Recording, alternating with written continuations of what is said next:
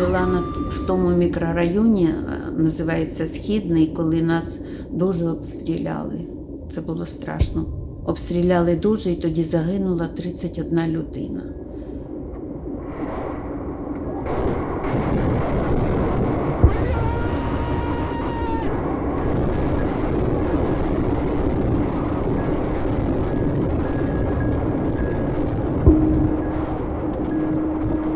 Ми готували їсти, але у нас кухня була не на Східному районі, а десь за пів кілометра. Але було чутно, і коли потягнуло пластмасою, бо горіли павільйони, вони всі оброблені пластиковими матеріалами, я зрозумів, що обстріляли Східний ринок.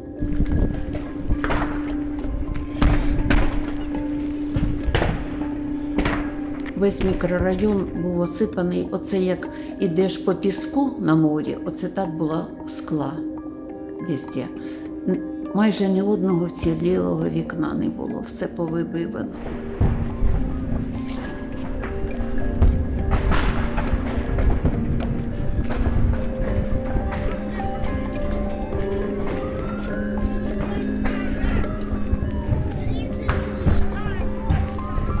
Там загинула наша волонтерка теж, і ми допомагали, виїжджали туди, допомагали в цей час, коли все горіло, там і стоянки автомобільні, і квартири горіли.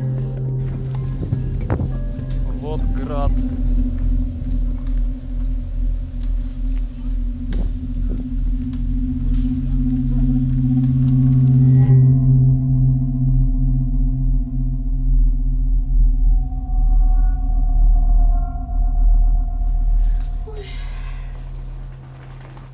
Для себя, для нахала, Для людей, для нахала.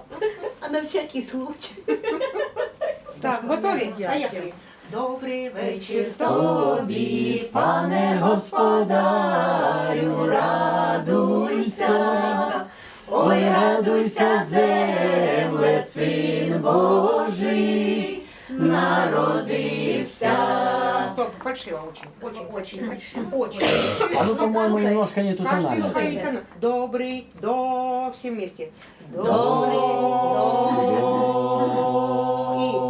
Війна застала мене, я була завідувачем гуртожитком на Казанцева, 20, де проживали переселенці із Донецької області, із Харциска. Привезли мені 26-го 140 чоловік із Сартани. Дітей в одіялах замотані. Заходять, і я кажу їм, давайте в номера, заселяйтесь. А вони кажуть, які номера, давайте нам підвал. І я говорю, давайте по номерам я вас розселю, а потім вже в підвал підете і вже, да. І всі люди розселилися поверхам, і всі пішли, спустилися в підвал.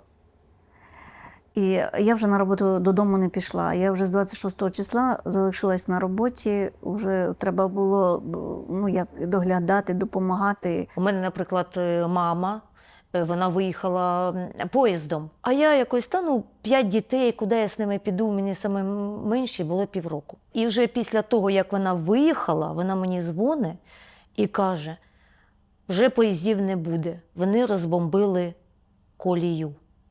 Все. Тобто вони почали відрізати Маріуполь, десь 5-6 ми вже були відрізані від цивілізації, від України.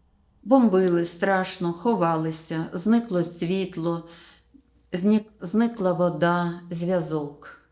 Побігли ми до дітей. Якщо можна сказати, побігли. Вибухи, оце так понад стінками, то там. Чоловік задихається, не може, в нього хворе серце. Як ми добігли до доньки, там вроді би всі разом, не так страшно, якщо лягаємо на підлогу, ідіть у бомбосховище. А там недалеко був хлібозавод колись, підемо туди. Воно недалечко, через дорогу, десь метрів 100. І ми вирішили йти. Приносили все, що можна з будинків взяти. У кого якісь були матраси такі, на ваті. Клали на диван, щоб або тепліше, або диван, щоб не продав. Отакі, якісь ковдри, якісь, я знаю, пледи, подушки. Що можна, щоб якось там жити. Кто чем может, тем допомагает. Вот аккумулятор, от него мы обеспечиваем. Это светодиодная лента. Мгм. Вот обеспечивается свет. Вот такие у нас. Люди приносят раскладушки, радио, слушаем новости. Вот, ну, вот получается у нас такие семейные Спальные места, я так полагаю. места, да, матрасы из квартир. А друзі мої вивезли мене, ну, з ними я виїхав на Піщанку. Там теж друзі були, вони держали кафе. Кафе «Дельфін» на березі моря. Пара держала це кафе, воно дуже популярне було серед місцевих. Вони кормили всіх, хто приходив до них, всіх кормили, давали з собою, щоб люди не голодували. Ми дровами топили, і вона, ця жіночка, яка держала це кафе, вона сама готувала, все крутила, ну, в общем, не покладає рук. Ну, у мене син Олег, він футболіст. Він жив в гуртожитку від Іллічовського футболу на Бахчеванжі. Я вже взяла себе в руки і побігла ж туди до нього. І, виходить, на центральному ринку там я побачила, що таке улічні бої. Ну, знаєте, як ото перестрілка улічна, коли з одного, да, там, з одної вулиці стріляють на другу, і отак летять пулі.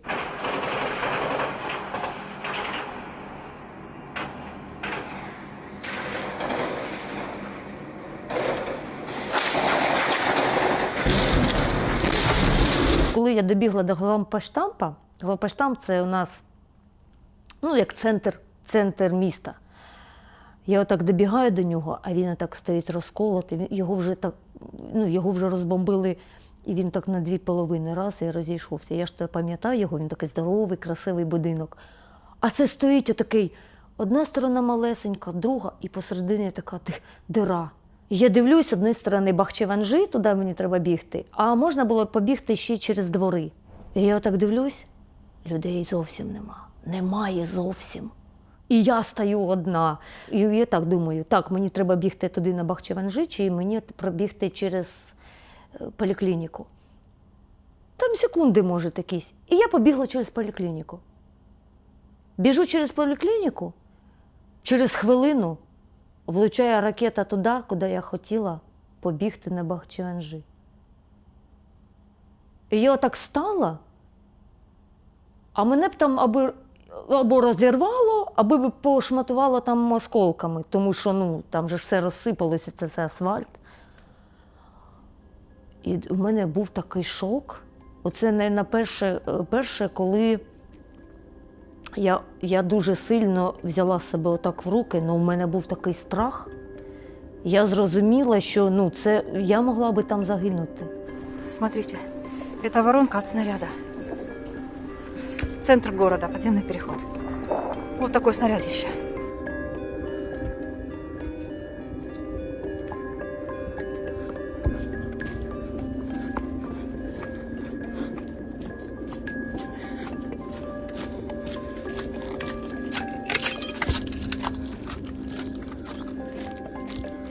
І я побігла далі, бачу, так лежать куча людей, дуже багато. Я закриваю очі, щоб на це не дивитись, тому що, ну, це жах. Я бачила, там жінку ховали. От прямо отак на дорозі вирили якусь ямку і якісь, ну, чи може родичі, чи що, щоб, може, знаєте, як собаки не з'їли, і ложили її туди. Боже, це було щось для мене. Ну, знаєте, що таке кладбище, да? Що таке, от я бачу кладбище, да, біля дороги. 13 число, просто трупы. Просто трупы во дворах. И все. И он в подъезде еще третий труп лежит. Люди закапывают трупы своих соседей у себя во дворе. Вот просто во дворе, блядь. А теперь смотрите, что люди сами придумали. Морг. Вот в это здание отделения Новой почты на Черемушка складывают трупы, которые в дальнейшем они сами же будут и закапывать. І я прибігаю до Олега, там тренер сидить, я отак от, у мене все трусе. А він такий: мама, що случилось? Я кажу: та все добре, що ти тут? Тренер мені налив стопку водки, каже: на, випий. Тому що, мабуть, у мене глаза були, не знаю, квадратні, круглі, не знаю які. І я її випила як воду. Чесно, я навіть не зрозуміла, що це вона, ну, що це спиртне, да? Що я просто я побачила його, у мене душа стала спокійніша. І він мені каже, якщо у мене вийде, я можу виїхати. Я кажу, нужно. Помню, він нагрузив мені їди, я оце тут, рюкзак їди, ну, малим, туди рюкзак, ну, все, що в них там було, там ото сахар, якісь там крупи. І все. Я хвилин 10 я в нього побула, я кажу, мені треба бігти назад, тому що, ну, мені тепер треба вже там.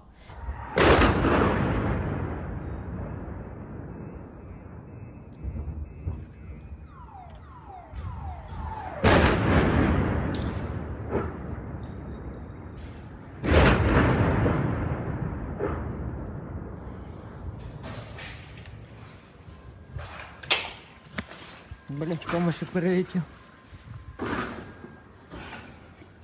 Ты видел? Камушек мне прилетел. Это не камушек, а осколок в этом. Да. Марчик, подожди еще.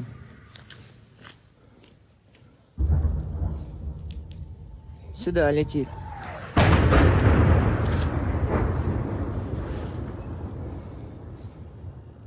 Надо сбежать. Подвал. Готово? Да.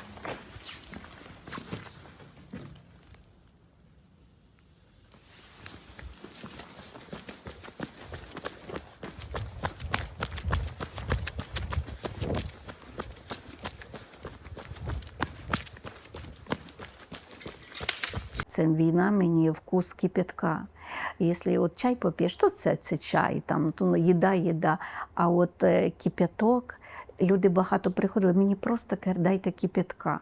Кипяток, от ти його не п'єш, а їсиш. Коли газу не стало вже кругом, я кажу, давайте вже будемо самі готувати. Ми виходили на двір, спочатку готували, щоб воно густе було, потім кип'яточок розбавляли. Я знаю, що в літровій банці 8 черпачків. Ми навіть готували на дворі, і от бомби падали, і кожен раз переживаєш, що так кину картошку і в підвал. Чуть це вже бомба Бог пала, і чую, так цокотить ці осколки. Так вже побігли. Якщо попаде десь на зелену зону, то ці куски грязі прямо в квартири, в кімнати попадали.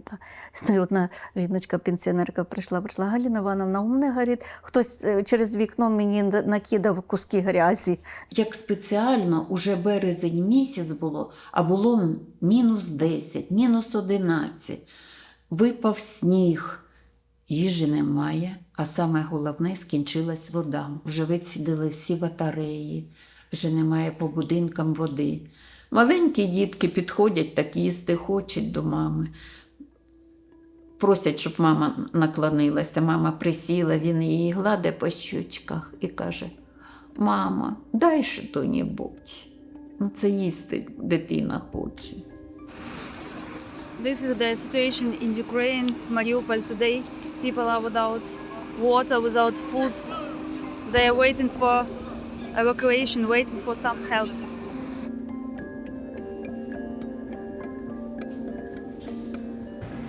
Вот. Люди уже собирают снег, чтобы растопить и сделать воду. Пока ты идешь и несешь людям вот воду, дом, хлам вообще разбитый. Везде обстрел. Вот такую конструкцию придумываем. Наша первобытная коммуна. Танк.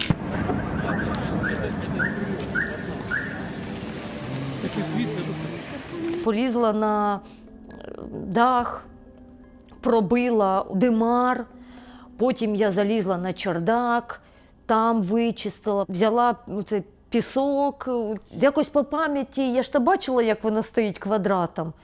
Положила цих кирпичів і отак от, да, я навіть сарай розібрала, щоб топити печку. Якби у мене був, напевно, другий характер такий, знаєте, що ай-яй-яй, все пропало, я б не вижила. А я якось, знаєте, взяла себе в руки, якось так заспокоїлась і все. Отбомбился и улетел, бля. Вот панорама, это гуманитарный, красное здание. Это ББХ, получается, Верхняя Новоселовка, выезд. Куда скинул, да? Ну, 23-й, короче, где-то метро. в том районе. Всі в підвалі були, а ми, як завжди, я і мій колектив по хазяйству, там помиєш уже ті кастрюлі, і падає бомба на, ну як то, от, ви знаєте, як, не знаю, отак на центральний вхід, от, прямо між стіною, да, і другий, перший поверх, ну, вщент. Ми от стояли на другому поверсі, я, дочка, зять. Ми тільки очнулися, вже я з-під завалів вилажу. Кричу, де Наташа, Наташа, що це? Вже потім мені зять розказував, що це. Дочку привалило повністю, тільки одні ноги були видно. Я вся була тут, вся ця челюсть. Око, я не знаю, як у мене залишилось живе, воно все було розірване отут. І нас відвезли в 3-ю лікарню. Уже ж нічого не було таких, щоб і медикаменти вже ж нічого не доступно. Вживую зашивали, я і кричала. Стекла у нас ще до сих пір є, якщо дивитися на рентген, то я вся свічусь. Їх невозможно достати. Достали осколки такі, знаєш, на 2 сантиметри на сантиметр подоставали. Зеленкою залили повністю в зеленку цю сторону. Для мене лікарня в очах, знаєте, підлога, вона там жовта плитка, але вона вся в крові була. Ти як ідеш, отак шляп. Одіяла, і на одіялах лежать люди ранені, нема чим лікувати. Вони і голодні. Їсти нема вже в лікарні. Вже не було навіть води. 50 грам води могли в день дати, їсти нічого не було. Жіночка вже така в возрасті, і вона от на костелях лежала на підлозі. Як вона молилася, як вона хотіла жити. Їй вже, мабуть, за 80. Вона молилася так. Зять вийшов на двір, каже, що машина ще жива наша, тільки нема стекла заднього, ви можете доїхати, будемо їхати.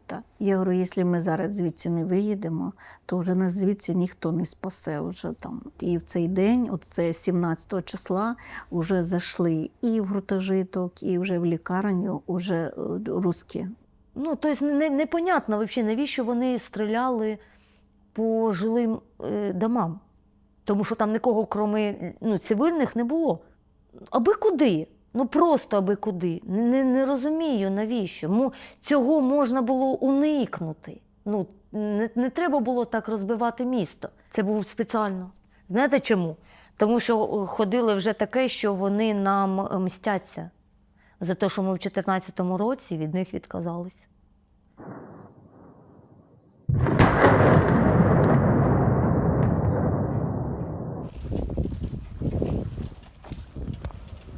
Как там говорится, мы вас освобождаем.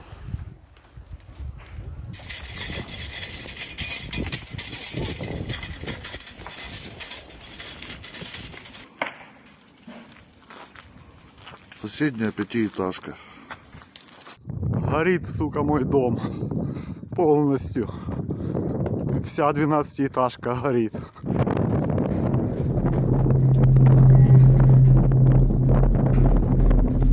Да.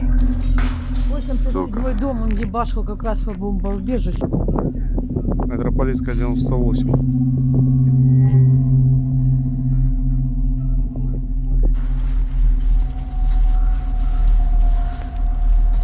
Воронка.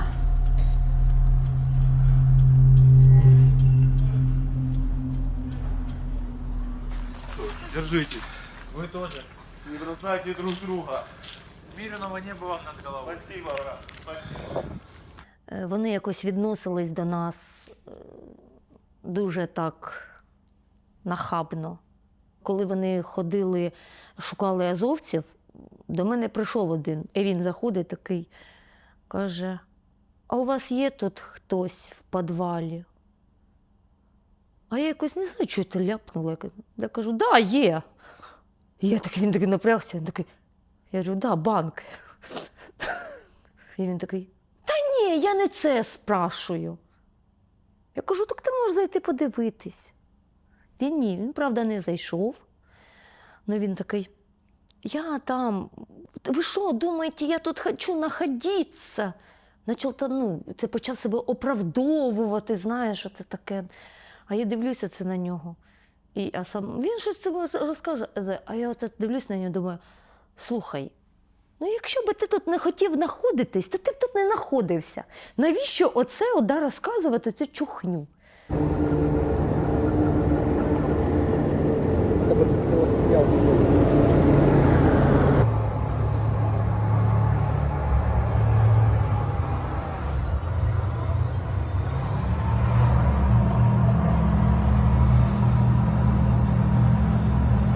У мене немає такого.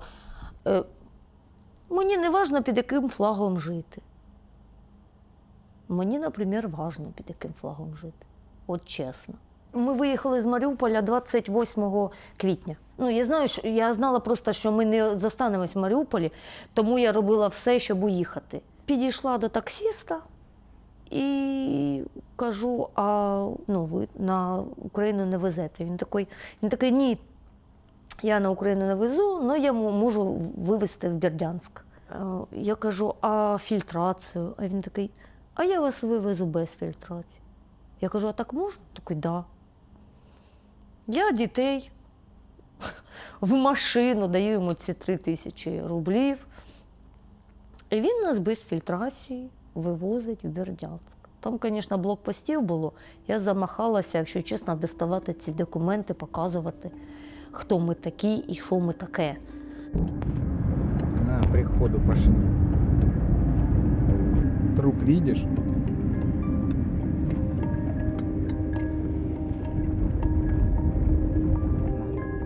Там от Кирова ничего, как и от этого, скажем. Видишь, крыша сложилась. Кошмар. Дома налево, да.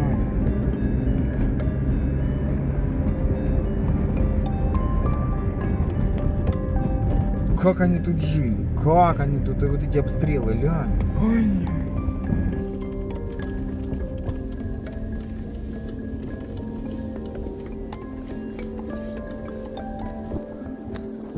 Мариуполь выезжает из города. Сами себя эвакуируют. Тысячная колонна. Нас перша зупинка, не зупинка, останавливають нас ті русські. Вони як відкрили двері, і він аж заматюкався, говорить, а де ж вас так, а хто ж вас так? Так і хотілося сказати, ви нас так. Таке відчуття, що вони там за городом стоять, і вони не знають, що в Маріуполі робиться. Я хочу сказати, що вдячна тим людям, ми їдемо, там кілометрові черги стоять, і вони нас пропускали. Перед Василівкою село, там машин стоїть, відомо-невідомо, а люди ніхто не їде. Бояться їхати, що будуть обстріли замініровані. І тут їде скоро, вийшов медбрат, впереді ішов пішочком, щоб дивитися, чи замініровано, не замініровано. І ми рискнули поїхати за ними. Ця дорога була, я крестик накануні купила Святогорську. Я її всю дорогу цілувала.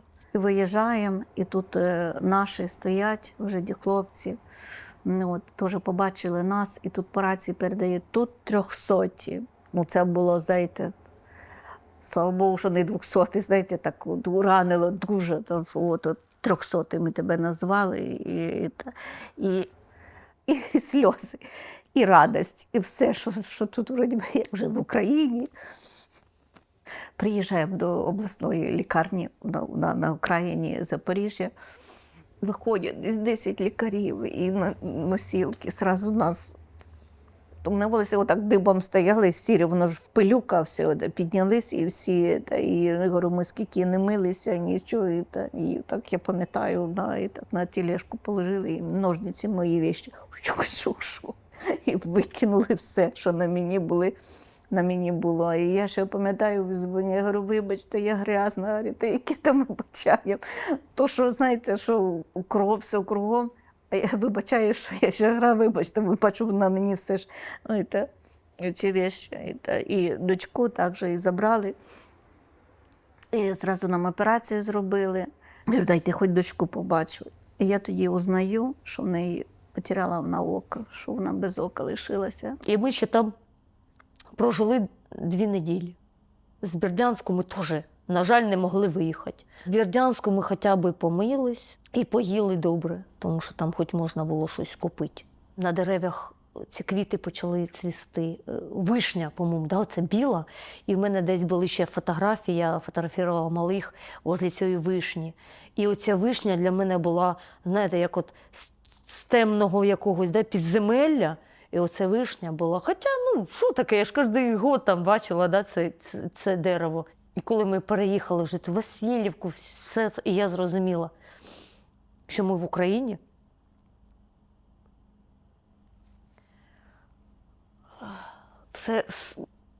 Все стало по-іншому.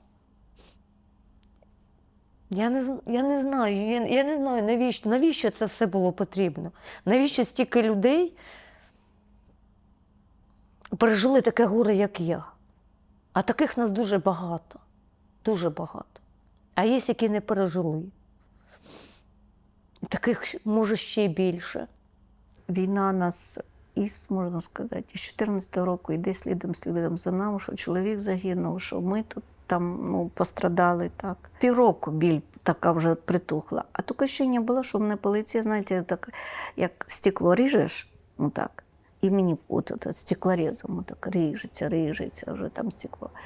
Вийдеш, як жарко, стеклышки ці пекуть, холодно, теж пекуть. Ти стараєшся вже на сонці, ти вже не можеш бути там. Йдеш на роботу, то підкрашишся, замажеш і вроді би так улибаєшся, що хорошо. Такого, як було, вже не буде. Не буде такого всіх вже, як було. Як в нас були квартири, як в нас було все. Робота була, дім був, все і тоді. А зараз вже немає його. Може, воно буде краще, але такого, як було, вже не буде. Напевно, що коли, я надіюсь, Маріуполь буде під Україною, я не зможу туди повернутися. Для мене це місто кладовище. До сих пор бачу санки, і в простині лежить жінка. Чому жінка? Тому що надпись була, табличка, і там було ім'я і фамілія, хто там лежить. І ти ж це все кожен день проходиш. І вона довго там лежала. Довго лежала. Я пам'ятаю ці сани. І цей... як я там буду, як я там зможу... це мені, я буду кожен раз проходити по Маріуполю, і оце я буду все пам'ятати. Панічні атаки тоді були після цього. Тому що, знаєте, коли я була в Маріуполі, там по-другому не можна було. Там треба було ці емоції запрятати от туди, кудись, тому що якщо ти, оце, знаєте, як паніка, і все, ти вже нічого не зробиш, коли в тебе ще діти малі. І тоді, коли вже я вже це пережила, виїхала вже, знаєте, на свободу, я тоді десь рік, напевно, я тільки вийшла з цього. Вивели мене, мабуть, з цього стану це діти. Коли я приїхала в Київ, вже змогла після операції, трошки оговталася, в клініці Шалімова була. Я прийшла в центр Маріуполь і спитала, чи зможу я працювати, допомагати і надалі. Мене взяли адміністратором. Більшість людей, які вдячні, які приходять, навіть побути тут півгодини, чи скільки я в Маріуполь, побачити своїх знайомих, сусідів і розпитати щось. Це, знаєте, це як вроді побував в Маріуполі. Приходять, посидять, порозмовляємо, погадаємо свої вулиці, своє море, своє все, розумієте. У нас перед очима, звісно, картина така, що там бомби, все порозбавлено, але все одно більше спогадів той Маріуполь, який він був. Люди, які пережили, реальні люди, які пережили оце все, вони знають, хто винен. Винен не Україна. То, що вона захищає себе, так це ж не вина України. Вина Росії, яка напала. Ми повинні вистояти. Тяжко, я знаю. Я бачу це, що нам дуже тяжко. Військовим дуже тяжко. Людям мирним. Всі хочуть, щоб це закінчилося. Ну тільки не нашою капітуляцією, тому що цей мир, що там нам предлагають, ну це вже щось перебор якийсь. Нам треба справедливий мир. Справедливий. І все.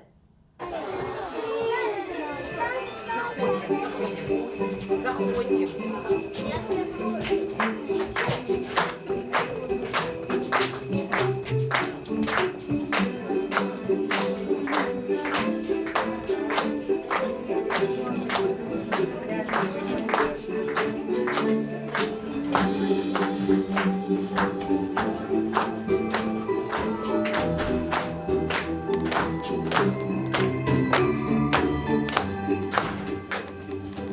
Хай Ісус, мале дитя, благословить ваше життя, щоб ви в мирі проживали і біди не знали.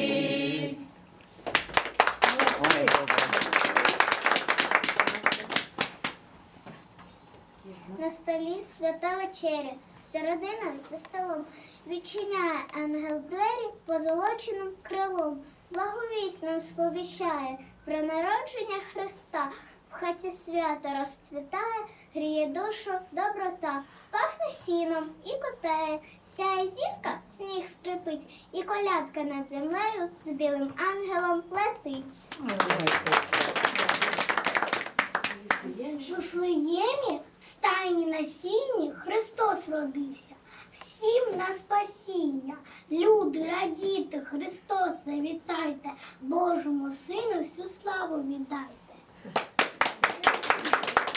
Різдвяна зірка на небо вийде, малий Ісусик до дітей прийде. Малий Ісусик, Божа дитинка. Буде святвечір, буде ялинка, буде колядка в кожній хатині. Настане втіха в усій Україні.